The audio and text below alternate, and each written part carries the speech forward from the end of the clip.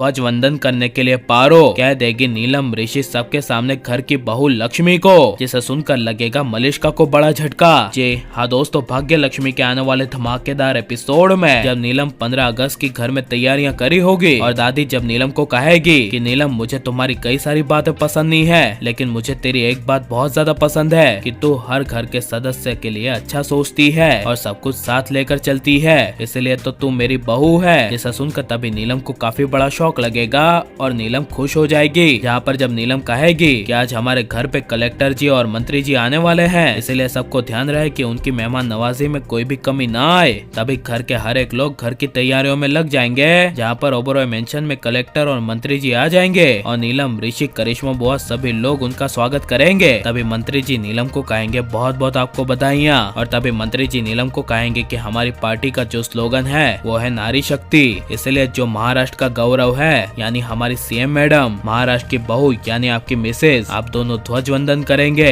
यह मंत्री जी नीलम और ऋषि को देखकर कहेंगे, और कलेक्टर साहब जब नीलम से कहेंगे कि आपकी बहू नहीं दिख रही, तभी पारो लक्ष्मी का हाथ पकड़कर लक्ष्मी को सबके सामने ले आएगी और पारो लक्ष्मी को दिखाकर कहेगी ये रही इनकी बहू मेरी लक्ष्मी माँ। ये सुनकर तभी नीलम और मलिष्का को काफी बड़ा झटका लगेगा। जहाँ पर जब मंत्री नीलम और ऋषि से पूछेंगे कि ये है आपकी बहू और आपकी मिसेज, तब यह सुनकर ना चाहते हुए नीलम कुछ बोल नहीं पाएगी, और तभी ऋषि लक्ष्मी का सपोर्ट करते हुए कह देगा हाँ यही है मेरी वाइफ मिसेस लक्ष्मी ऋषि ओबरॉय। जिसे सुनकर तभी मंत्री जी लक्ष्मी को नमस्ते कहेंगे और मलिष्का वहाँ पर कुछ बोल नहीं पाएगी। यहाँ पर लक्ष्मी मंत्री जी को कहेगी कि नमस्ते, कल ध्वजवंदन का इतना बड़ा दिन है, हम जरूर आएंगे, और लक्ष्मी मंत्री जी से देश के बारे में बहुत सारी बात करेगी। तभी नीलम से सुना नहीं जाएगा। जहाँ पर मंत्री जी लक्ष्मी की बातों से बहुत ज्यादा खुश हो जाएंगे और नीलम को कहेंगे कि आपकी बहू तो बहुत अच्छी है, देश के बारे में इतनी सारी जानकारी किसी को भी नहीं होती है इस समय जो आपकी बहू को है, ये बहुत काबिले तारीफ है। जिसे सुनकर तभी नीलम हाँ कहेगी और नीलम लक्ष्मी को टॉन्ट मारकर मंत्री जी के सामने कहेगी कि हमारी बहू है ही होशियार, शुरू से होशियार होकर हमारे घर में आई है, खैर कोई बात नहीं, कल ध्वजवंदन में हम आ जाएंगे। जिसे सुनकर तभी प्रणाम कहकर मंत्री जी चले जाएंगे। जहाँ पर मंत्री के जाने के बाद नीलम और मलिष्का अचानक से लक्ष्मी पर भड़केंगे और नीलम डायरेक्ट लक्ष्मी को कहेगी कि लक्ष्मी उस समय मंत्री जी के सामने तुम्हें बीच में आने की क्या जरूरत थी, तुमने ही पारो को सिखाया होगा ना कि मेरा हाथ पकड़ के मुझे सबको सबके सामने बहू कह देना।